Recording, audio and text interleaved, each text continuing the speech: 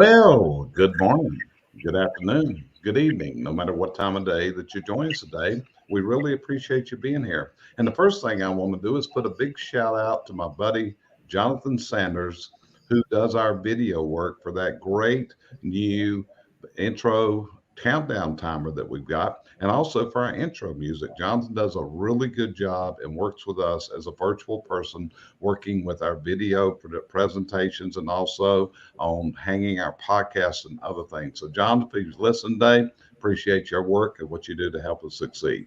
So, today, just like usual, we got a really big topic for you, and I think it's one that can benefit you greatly. So, Sheryl, why don't you start out and tell everybody a little bit about what we're going to talk about today? Well, what we want to talk about is having everyone on the same page. We all tend to have our own agendas, and everybody has their own. But without being on the same page, we want to help you see how that's important and how you need to share and make it come together to have a unique office or actually a unique human relationship. Gotcha. So, Brandi, what's your thought processes on what our subject matter is today? I just think it's really important. I mean, think about like if you have, let's say, five people pushing a car and some are trying to push it down the hill and some are trying to push it up the hill, you're not going to go anywhere. The only way that you can go to greater heights is if everybody in the organization is on the same page. That's it. So today's subject matter is the same page. Is everyone in your company on the same page? And this especially holds true of your leadership and management team. So stick around with us. We'll be right back because we're going to play this intro music by my buddy, Jonathan Sanders. We'll be right back with you.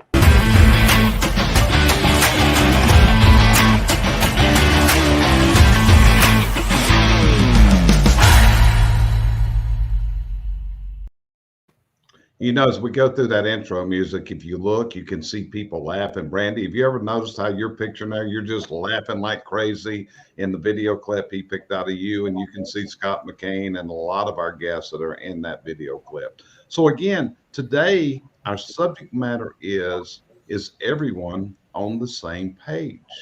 And you know, this is one of the really big problems I feel, not just in business, but in the world today and in many people's personal lives, and actually is the cause for many marital breakups and separations and even divorce because the partners are not on the same page. And possibly myself and Sheryl can even speak to that since we're not this is not our first marriage to each other. Brandi, she is still with the true love of her life that she started out with many years ago. And that's pretty bad, Brandi. You heard me say many years ago. See, you're getting on up there with us. I know. I can't believe. Right. So, Sheryl, from the aspect of you view this, tell me about your thoughts on same page, because this is one of the things that I recommend to every client that their leadership team have regular meetings to ensure they're all on the same page. So from your aspect of looking at this and your life experiences, how important is being on the same page for success, both in business and in a personal life? Well, it's extremely important because if you're not, you're fighting each other. You don't have the same understandings. A lot of times we don't share our thoughts with our spouse or with our employees or anything else. And without sharing those, then how do they know where we're at? How do they know what page they should even be on? And a lot of times if we do that, they will rebut and come back with us and we can see their strengths. And then we can move on to be on the same page with, again, our spouse, our employee, or even just our friends. A lot of times friends get upset because they're not on the same page.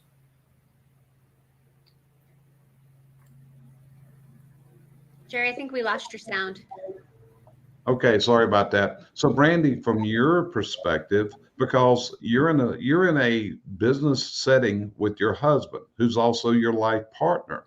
So in this, you guys have been together for quite a few years. You came to work in the business long after you actually got together as life partners and had kids and all that. But how important is it that you do be on that same page and the challenges that often arise when you work with your spouse like you do?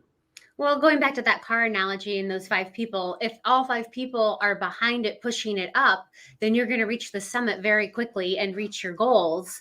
And it can be very difficult to work with your spouse. And even in like with some of our clients that we see, Jerry, they may have like a management team that has been with them for a long time. And we'll even see them fight like husband and wife or husband and husband, whatever the case may be. So you really have to have regular meetings and make sure that you're sharing the vision and make sure that everybody has input in that vision and then come to some sort of a common ground. Right. And Sheryl, you and I, we are a little bit different in that we are married, we are life partners, but we each own individual businesses. And you own a manufacturing entity that you make the decisions in that business. I own a coaching company that you actually work in. But again, this is my company, not Cheryl's. But again, we try to be open with the communication between ourselves of where we're going and what we're accomplishing. So, and being on the same page, one of the things is communication. And that's something that you are very skilled in and being able to communicate with others. So what's your thoughts on that? Well, the thing is, another thing that makes ours go well, we work on separate floors. So that makes a whole lot of difference. But we still need to be on the same page. Like you say, we have separate businesses and totally separate. But we still have to be on that page. We try to keep each other abreast, probably you more than me because I'm literally working within your business. But if you can't assume that your spouse or a friend, again, are in line with you. And a lot of times you're looking at 3 people here that disagree quite a bit. And it's not because we dislike each other, it's because of our opinions. And if we can talk it out, we come to a resolution. We may not be what you would say on the same page, but we're under the same umbrella and we can make it work for people. Correct. It's just like, so Brandi, I think one of the things, and I'm going to point at you and Jeremy again, because this is one of the things that I feel is one of the secrets of success is Blues Brothers. And that is where each of you recognizes the strengths and what each other is good at and will stand back out of the way and let the other one go. I mean, let's face it, some years ago, and I think it's one of the secrets of your retaining employees and hiring employees is you took over the hiring, you take over the human resources, you have the communication with the employees. In fact, you'll have the disciplinarian talks when it needs to be done. Maybe you bring Jeremy in, maybe you don't. But I think if we look at Blues Brothers, you would be the disciplinarian for the company. Would I be correct? Yeah, I prefer to look at it as the proactive coach, but we can call it disciplinarian. Okay. So, but again, when it comes to financial matters of investments, those kind of things, is that where Jeremy kind of takes the lead? Yeah, I mean, he definitely handles the financial side of it. It's something that stresses me out if I have to look at the P&L, even though it's usually good. It just I will perseverate on it. Whereas Jeremy is very meticulous about it. He just is really great with it. If I had to do the ordering of the liners and the caps, we'd all be in trouble. None of the customers would have the right stuff. Same way, yes, if he had to do the hiring or if he had to do some of that proactive and reactive coaching, we probably wouldn't have any employees. Right. So it's different strengths for different people. So same thing again, where you keep each other informed. I mean, do you either one of you make radical decisions without consulting each other, Brandi? Oh, no, absolutely not. Okay. So, but you've also got here, and Sheryl, if we're talking about a workforce that works for us, I think sometimes that we're not transparent enough with the people that work for us. They don't know what we're doing. They don't know where we're going. So how important is it to be transparent with your workforce so everyone knows what you're doing, so you're on the same page moving forward? How important is that? I think it's extremely important. That's one of the top lines of communication. It's to be open. I mean, if they have to assume that you're doing something, they're usually going to assume that it's not what you're doing as opposed to what you are. And that sets up a wall between you and your employees. I see, the open door policy. We have that at the shop. If you have a problem, come in. When we discuss things, we discuss it as a group. I don't literally throw things at them and hope it sticks, because a lot of them don't agree. And so we talk it out. We come to a meeting ground, naturally, to say if it's something that's extremely important to the mass. Sometimes I will overrule somebody, but they know why. It's not that I just make a point and do it. Okay. So the next question involves both of you, because you're both experiencing this, because you both are heavily involved in hiring. In your case, Brandi, you may be working with your own company, or it could be one of your private clients that you're working one-on-one with that you hire for. In Sheryl's case, does hiring for her company, but also for over 20 clients across the United States in a lot of different atmospheres. So, Brandi, the first question is to you, and Sheryl will ask you the same thing in a minute.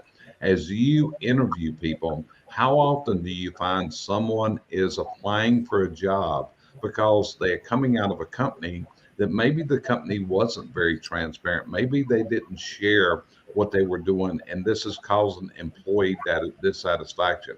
Brandi, first to you, do you see that as an issue of why people would be leaving and seeking new employment? The very most recent technician I hired, during his interview process, he said that he really liked his coworkers. He liked the people he worked with, but the management was just terrible. And I'm sure that that's attributed to they didn't have that transparency. They weren't sharing what the vision was for the company. I had to look up stats, of course. And according to Salesforce, 80% of workers find that their workforce failures come from lack of collaboration. And what is collaboration? It's communication, right? We have to communicate in order to collaborate. Yep. So, Sheryl, what about you? You interview a lot of people, and your interviews could come from anywhere across the United States, and it could be in different types of locales and geographic regions. So, how often do you see that lack of communication, lack of transparency, lack of understanding the company direction causes people to seek new employment? Like Brandi said, the majority. They're not upset with their coworkers. They might have a riff with one, but it's the management. It's, they tell us one thing and then they have us do something else, and they don't explain why. And Jerry, it's one of the things I've always said to you. I can deal with anything that I know. And that's what I apply to these people. If they know it, they can deal with it. It might not be in their wheelhouse, but they need to know it. And another thing is, people bring people into the employment. They haven't told them what they expect. They just assume that they know, and the people are thrown in and they don't even know what they're supposed to do. So they bail quite quickly. We have some come in a week or two there, they're gone because they didn't see what was coming when they came in. Right. And going further, one of the most famous things about people and why they resign jobs is, and everybody thinks that it is all about money for many people that are looking for jobs this day. And I think our research, and Brandi, you're the researcher of the three of us, I think we pretty well know that's not necessarily true, that more people quit their leaders than they quit their jobs. So, Always. right. So, what's your advice to people where they can be on this same page? And part of it is, it's a really good concept where you have your ongoing, what you call your stay interviews. So, if you would go into that a little bit, I think that would give people some help in how to make this same page thing. Yeah, a stay interview. We often talk about exit interviews. So the employee has resigned, and we want to do an exit interview and find out, what were they happy about? What did they not like? What is the new company offering? Well, by that time, there's no saving them. They're already going away. With a stay interview, this is where you're asking questions such as, tell me about the best day at work you ever had. What motivates you?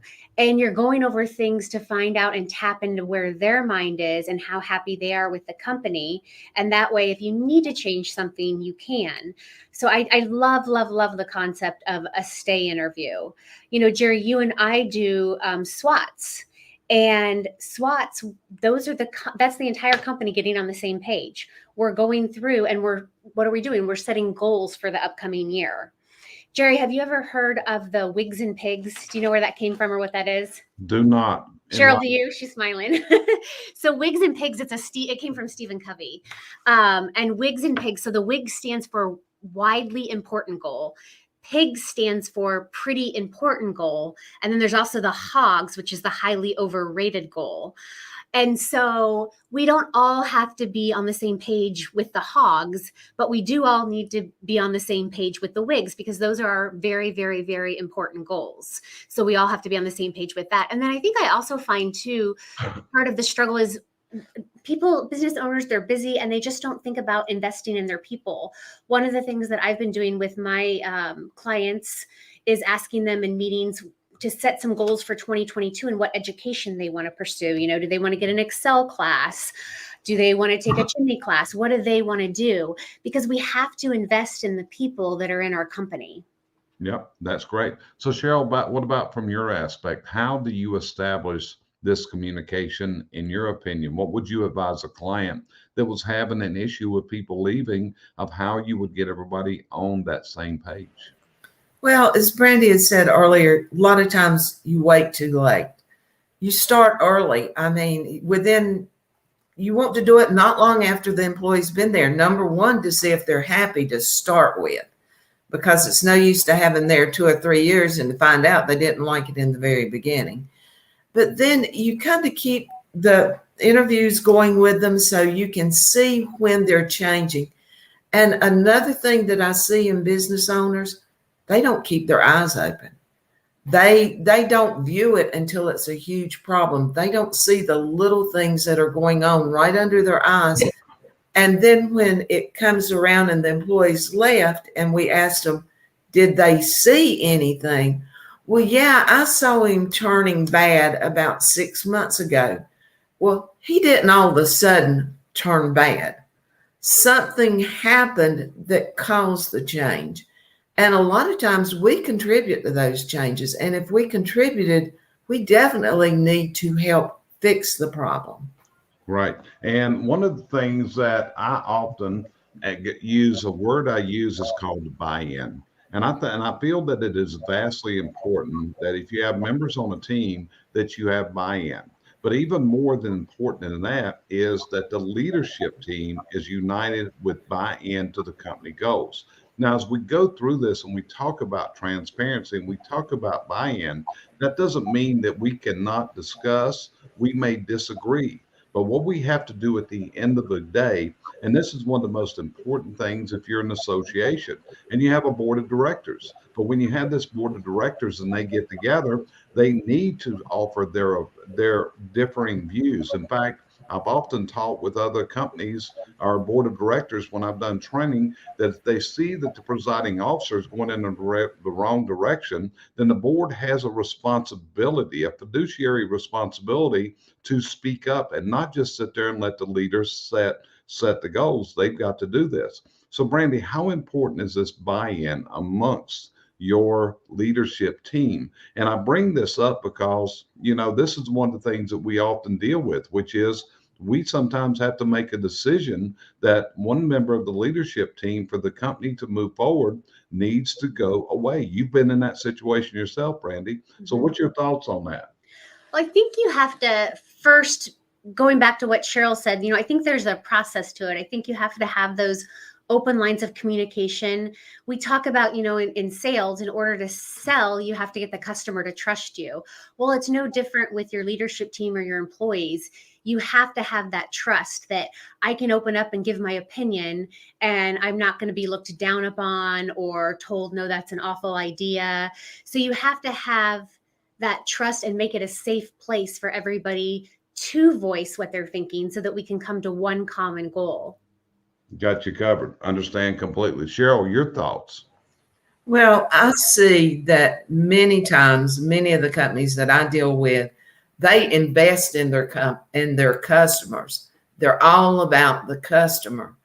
And they forget that the most important people in their company is the people that work for them. Because without the workforce and without the buy-in of the workforce, you can't provide for your customers, which means you lose the customers, which means you need no employees. So it's kind of like a wheel that goes around and around. You've got to start with the most important thing and then let them provide for the customers. Got you covered. So, Brandi, anything else you would add into this discussion about same page, about being open, about being transparent? Is there anything you would add in about this that could help our listeners today? Well, one of the things that I've been thinking about that's been heavy on my mind is we work with a lot of clients that are second generation, maybe third generation is stepping into this seat now. And that first generation is maybe still there on board a little bit, but transitioning out. And we often see that they have differing opinions and they're not on the same page. And oftentimes why we see that is because the first generation is much older and comes from a very different schooling than the younger generation. In 2016, DDI did a survey that found 70% of companies are reconsidering their performance management strategy. And that number is actually higher today. And what that means is some of our first generation people may still be leading autocratically. They may still be using a point system, which is punitive. They may still be doing annual reviews in a manner that's not productive and doing reactive coaching rather than proactive coaching. All those things are old school and have gone out the window. And so then the second generation and the third generation, they've kind of grown up in the world that is more proactive. We can have safe conversations. We're not going to be put on a system that rates us.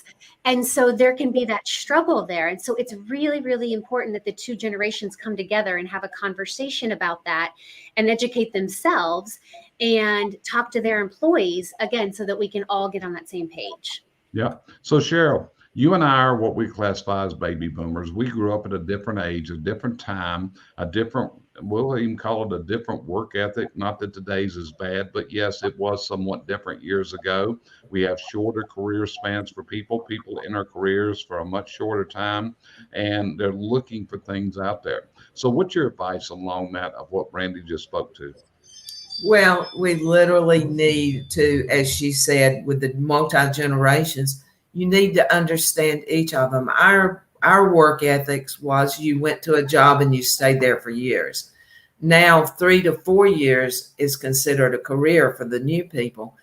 And we wouldn't have understood that. Plus, we expected the owner or the leader to lead by demands.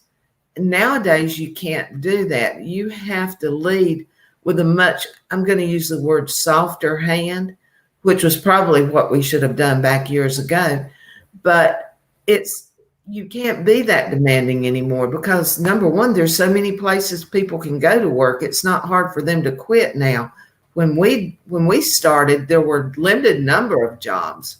And so or either you created your own, which most of the baby boomers in our time did. If they didn't work in mills, they created their own jobs. And it's not like that anymore. We have people that are short-term employees that are moving on. They want to learn things. And that's why we have to change. We have to keep our transparency up. I mean, change is hard. It's hard on us. It's hard on the new employees when you change something in your office. They have to buy in. They have to change. They have to be willing to accept. Or short-term, the 3 years will never happen. So I suggest that everybody looks over their office, their staff, their employees, and see what they can do to help provide a more comfortable atmosphere for the people to come talk to you. If you can keep that door open, if you can get them in the door, you can hear the problems.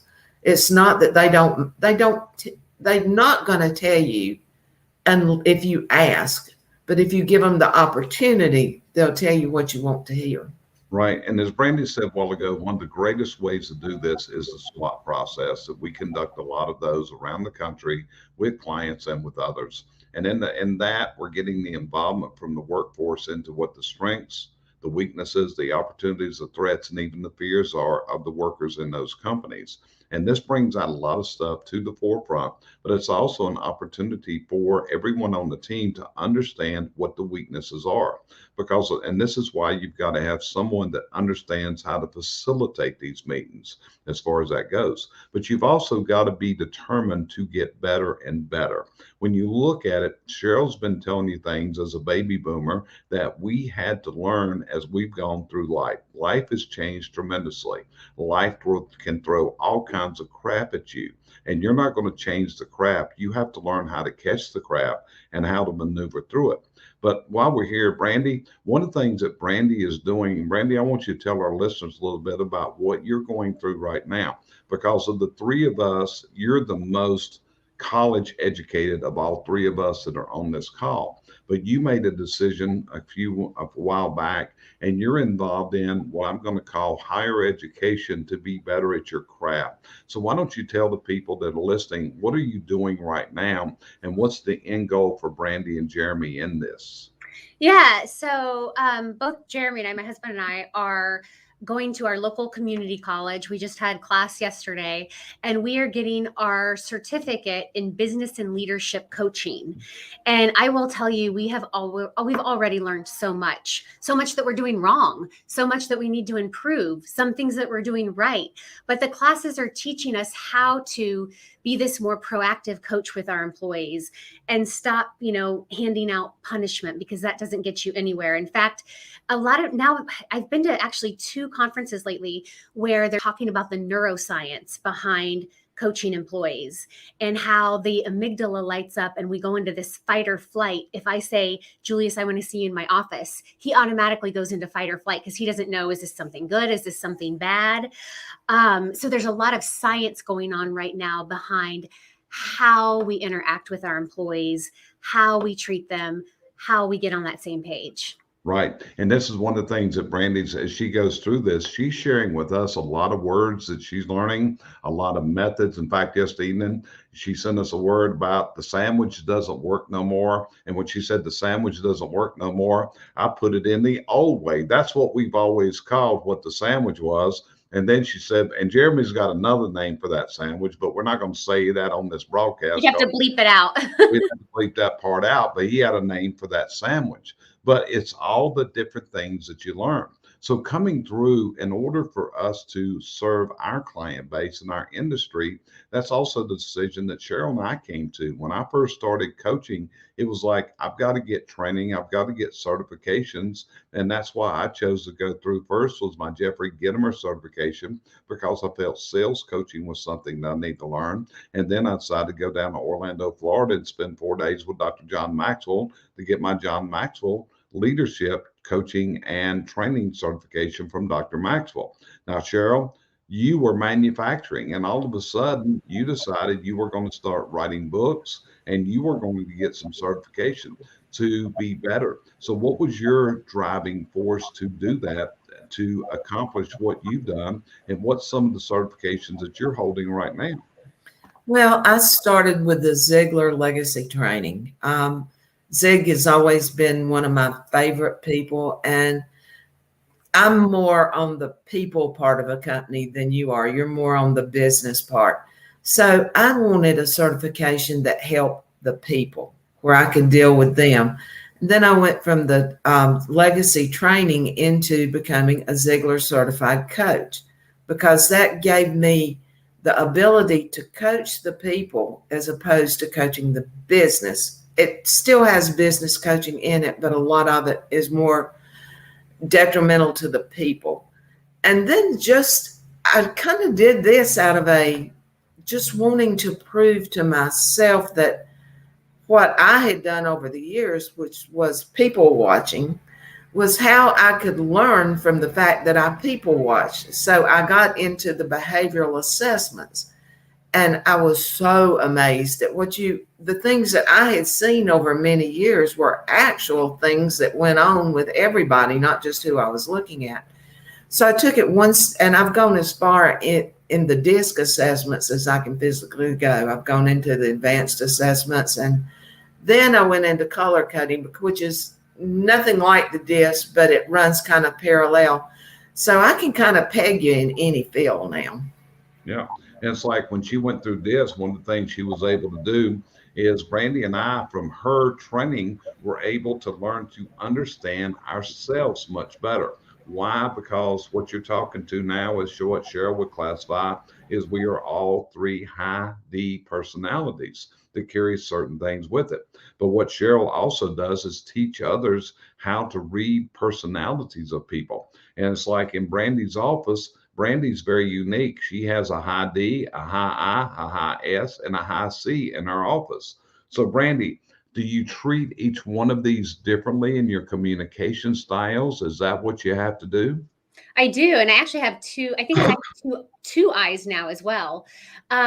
So what we do with the disc is I take page 22 of it, and I actually have the girls exchange them. So Erica has Cheyenne, Rachel, Madison, and my page 22, and vice versa, because the disc, it's crazy because when you do it and you read it, you're like, how does this test know me so well? Oh my gosh, that is me.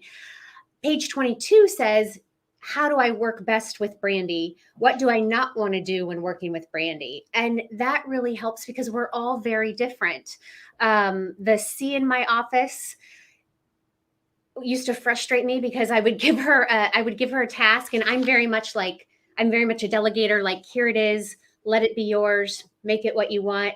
And she couldn't deal with that. She needed step-by-step instructions, and she would come ask me question after question. And so for her, I give her, step-by-step instructions, and I know that she needs that. Some of my other office people don't need that. Yep. So the reason I bring this all up is to be successful in business today takes this list of skills. I mean, you've got to know human nature, you've got to know behavior patterns, you got to know operations, you got to know systems. I mean, one of the greatest guests we had recently was my friend Al Levy that was on here that wrote the 7-Power Contractor. And learning from him, learning from people we've interviewed, such as Glenn Morshower, Tommy Mello, other people, the Scott McCains of this world. But what this is doing is bringing information to us. And a lot of people don't know this, but we have coaches too, because earlier this week, Sheryl and I had a call with Scott McCain, who we really depend on a lot to give us a lot of guidance, a lot of ways, and a lot of processes of how to go through. So the point is here, that's what we do. Our mission, our role at CV6 Success Group is to give you this kind of expertise. And to be honest with you, one of us couldn't do this. I'll be honest with you, the things that Brandi excels at, those are not my ball games. That's not my ballywick. The things that Sheryl excels with, it's not my ballywick, not my ball game. Same thing, the things I excel in. When it comes to writing SOPs and processes and operations, that's the things that you heard Brandi say a while ago, that's not her expertise when we talked about the finances. So that's what you've got to do to be successful. A lot of times you're going to have to reach out for that help to other people. And that's what we do. We provide that assistance to other people. So if we can help you in your business to transition it to what you want, what is your plan? Where do you want to go? Why don't you give us a call? Let's set up a meeting. You see every one of our email addresses on here. This is a whole thing. You can set up a private meeting with one of us, or if you would like a joint meeting with all three of us, it's just a scheduling thing to get all three of us together. We offer both one-on-one coaching, and we also offer group coaching. We offer our hiring systems, which Sheryl does, where she's hiring for companies across the United States.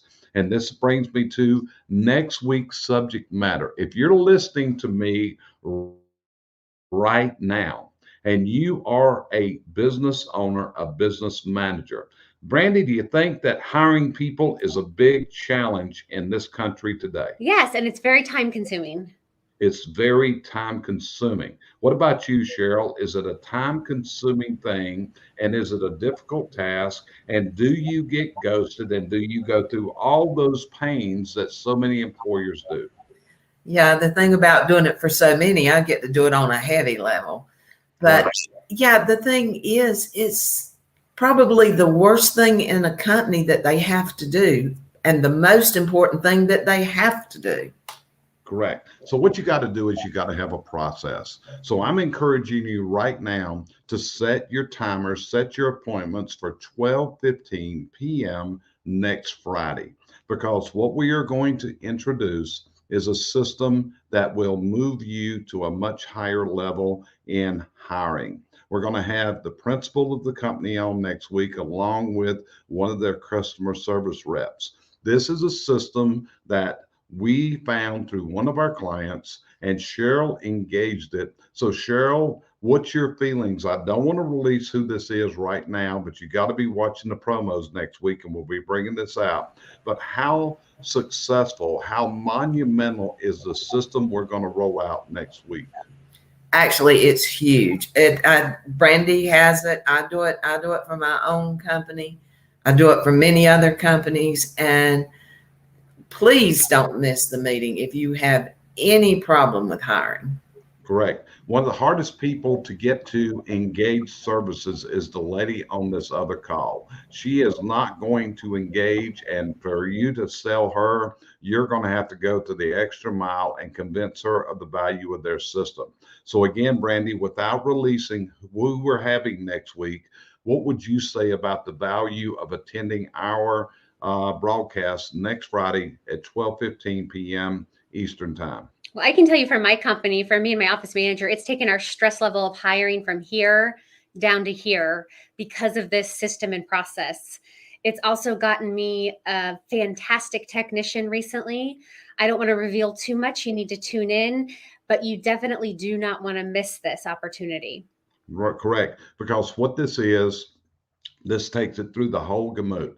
And it is using artificial intelligence, and it actually can look at an application, and it has what's called the candid rating. Sheryl, you want to tell people about the candid rating and what that says? Basically, what it does, it gives me a preview of what to expect. It's almost like I'm going to use it, a mini disc reading, just because it doesn't go into that detail, but I can see certain traits in certain people. I can tell if they are just trying to make it sound good, or if they're actually answering the questions as they come from within. And it's been huge. It helps us. It helps me a lot, and I'm sure it helps Brandi quite a bit also. Not only this, I'll tell you this, for the amount that this cost you, I have no earthly idea how they are even providing what we're going to share with you next week for the cost. I'll also share with you, there is nothing that we benefit. This is not an affiliate of ours. This is simply someone and a system that we have found does work, and we're going to release it out to the industry next week. So you're going to hear it here first. Tune us in and make sure that you catch this if hiring is a challenge for you, because we're going to give you a solid answer and a gold nugget in the area of hiring next Friday at midday. And with that, we appreciate you joining us today here on another episode of the Chimney and Fireplace Success Network. I'm really indebted to the two people that are on here with me every single week. That is Brandi and Sheryl. I know that as soon as we talk about a subject matter, that Brandi goes to work and she starts researching and starts making the notes up. We each have our own way of approaching this. If you find value in our broadcast, would you please mind sharing this out to your friends? Because we do this for the major reason is to share knowledge with those that listen to us, to help them move, because our mission is to help people turn their business dreams into their business realities. So with that, we'll see you next week. And so you'll know about broadcasting, I'm going to hit end. And this is the whole thing that's driving us crazy. We have to sit here for about 5 seconds and we wave and we kind of look stupid till StreamYard finally decides to shut it down. So if you want to know the frustrations of doing weekly broadcasts, we're now entering into that. So here we go. It is 5, 4, 3, 2, 1. I just hit broadcast. Now we're going to look at you real stupid for just about 5 seconds.